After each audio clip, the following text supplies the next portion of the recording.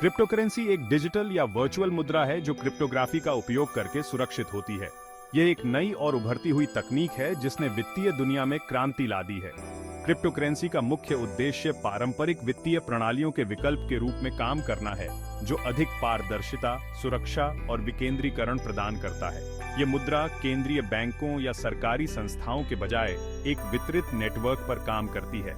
इसका मतलब है कि यह किसी एक केंद्रीय प्राधिकरण द्वारा नियंत्रित नहीं होती, बल्कि इसके नियंत्रण और संचालन का जिम्मा नेटवर्क के सभी उपयोगकर्ताओं पर होता है। यह विकेंद्रीकरण क्रिप्टोकरेंसी को अधिक सुरक्षित और पारदर्शी बनाता है। इसका मतलब है कि यह बिना किसी मध्यस्थ के काम करती है और इसकी ट्रांजैक्शन पूरी तरह से पारदर्शी और सुरक्षित होती है। पारंपरिक वित्तीय प्रणालियों में बैंकों और अन्य वित्तीय संस्थानों को मध्यस्थ के रूप में कार्य करना पड़ता है, लेकिन क्रिप्टोकरेंसी में यह आवश्यकता नहीं होती। यह उपयोगकर्ताओं को सीधे एक दूसरे के साथ लेन देन करने की अनुमति देता है। ब्लॉकचेन एक तकनीक है जिस पर अधिकांश क्रिप्टोकरेंसी आधारित होती है। ब्लॉकचेन एक वितरित खाता बही है जो सभी लेन देन की जानकारी को सुरक्षित और पारदर्शी तरीके से रिकॉर्ड करता है। यह तकनीक क्रिप्टोकरेंसी की रीढ़ है और इसके संचालन को संभव बनाती है। यह एक प्रकार की डिजिटल खाता बही है जिसमें सभी लेन देन की जानकारी दर्ज की जाती है। हर लेन देन को एक ब्लॉक के रूप में रिकॉर्ड किया जाता है और ये ब्लॉक एक श्रृंखला में जुड़े होते हैं। ये श्रृंखला एक ब्लॉकचेन कहलाती है जो सभी लेन देन की एक स्थायी और अपरिवर्तनीय रिकॉर्ड प्रदान करती है। हर ट्रांजैक्शन को एक ब्लॉक कहा जाता है और ये ब्लॉक एक दूसरे से जुड़कर एक श्रृंखला बनाते हैं। ये श्रृंखला एक ब्लॉकचेन कहलाती है जो सभी लेन देन की एक स्थायी और अपरिवर्तनीय रिकॉर्ड प्रदान करती है। ब्लॉकचेन की यह संरचना इसे अत्यधिक सुरक्षित बनाती है, क्योंकि किसी भी ब्लॉक को बदलने के लिए पूरी श्रृंखला को बदलना पड़ता है। ब्लॉकचेन के कारण क्रिप्टोकरेंसी की सुरक्षा सुनिश्चित होती है, क्योंकि इसे किसी एक जगह पर नियंत्रित नहीं किया जाता। यह विकेंद्रीकरण इसे हैकिंग और धोखाधड़ी से बचाता है, क्योंकि किसी एक व्यक्ति या संस्था के पास इसे नियंत्रित करने की शक्ति नहीं होती। इसके अलावा ब्लॉकचेन की पारदर्शिता सभी लेन देन को सार्वजनिक रूप से देखने की अनुमति देती है। बिटकॉइन पहली और सबसे प्रसिद्ध क्रिप्टोकरेंसी है, जिसे 2009 में एक गुमनाम व्यक्ति या समूह सातोशी नाकामोटो द्वारा लॉन्च किया गया। बिटकॉइन ने क्रिप्टोकरेंसी की दुनिया में एक नई दिशा दी और इसे मुख्य धारा में लाने का काम किया। इसके बाद कई अन्य क्रिप्टोकरेंसी भी बाजार में आईं, लेकिन बिटकॉइन आज भी सबसे प्रमुख और मूल्यवान क्रिप्टोकरेंसी मानी जाती है। एथेरियम बिटकॉइन से अलग है, क्योंकि यह केवल मुद्रा नहीं बल्कि स्मार्ट कॉन्ट्रैक्ट और विकेंद्रीकृत एप्लीकेशंस का भी समर्थन करता है। स्मार्ट कॉन्ट्रैक्ट्स स्वचालित अनुबंध होते हैं जो पूर्व निर्धारित शर्तों के पूरा होने पर स्वतः ही निष्पादित होते हैं। एथेरियम ने विकेंद्रीकृत एप्लीकेशंस, डीएप्स के विकास को भी संभव बनाया है, जो ब्लॉकचेन पर चलती हैं और पारंपरिक एप्लीकेशंस की तुलना में अधिक सुरक्षित और पारदर्शी होती है।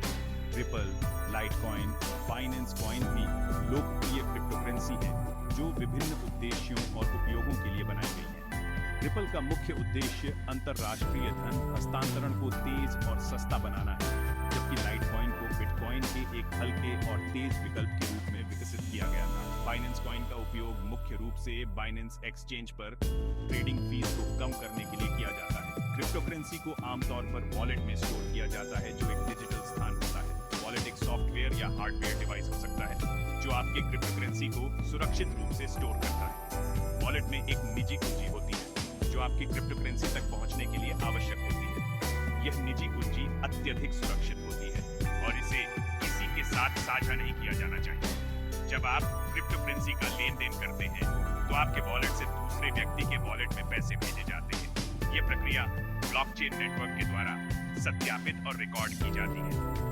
ब्लॉकचेन नेटवर्क में शामिल सभी नोड्स इस लेन देन को सत्यापित करते हैं और इसे ब्लॉकचेन में जोड़ते हैं। यह प्रक्रिया लेन देन को सुरक्षित और पारदर्शी बनाती है। यह प्रक्रिया ब्लॉकचेन नेटवर्क के द्वारा सत्यापित और रिकॉर्ड की जाती है। ब्लॉकचेन नेटवर्क में शामिल सभी नोड्स इस लेन देन को सत्यापित करते हैं और इसे ब्लॉकचेन में जोड़ते हैं। यह प्रक्रिया लेन देन को सुरक्षित और पारदर्शी बनाती है। इसके अलावा यह सुनिश्चित करती है कि कोई भी लेन देन दो बार नहीं हो सकता, जिससे धोखाधड़ी की संभावना कम हो जाती है। विकेंद्रीकरण, सुरक्षा और गोपनीयता क्रिप्टोकरेंसी के प्रमुख फायदे हैं।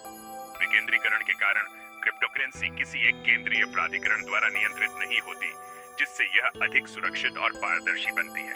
सुरक्षा के लिए क्रिप्टोग्राफी का उपयोग किया जाता है, जो लेन देन को सुरक्षित और गोपनीय बनाता है। गोपनीयता के कारण उपयोगकर्ताओं की पहचान सुरक्षित रहती है, हालांकि यह पूरी तरह से अनाम नहीं होता। इसका कोई केंद्रीय नियंत्रण नहीं होता, जिससे यह सरकारों या बैंकों के हस्तक्षेप से मुक्त है।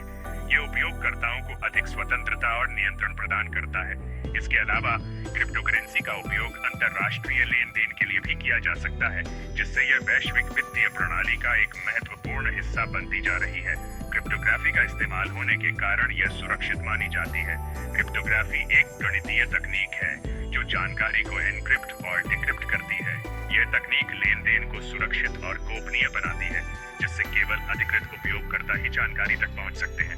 इसके अलावा क्रिप्टोग्राफी का उपयोग ब्लॉकचेन में भी किया जाता है, जिससे यह अत्यधिक सुरक्षित बनता है। लेन देन की गोपनीयता सुनिश्चित होती है, हालांकि यह पूरी तरह से अनाम नहीं होता। क्रिप्टोकरेंसी के लेन देन सार्वजनिक रूप से ब्लॉकचेन पर रिकॉर्ड होते हैं, लेकिन उपयोगकर्ताओं की पहचान सुरक्षित रहती है। यह गोपनीयता उपयोगकर्ताओं को अधिक सुरक्षा और स्वतंत्रता प्रदान करती है, लेकिन यह भी सुनिश्चित करती है कि लेन देन पारदर्शी और सत्यापित हो सके। क्रिप्टोकरेंसी के जोखिम भी हैं। इसकी कीमतें बहुत जल्दी और बड़े पैमाने पर बदल सकती हैं, जिससे निवेशकों को बड़े लाभ या नुकसान हो सकते हैं।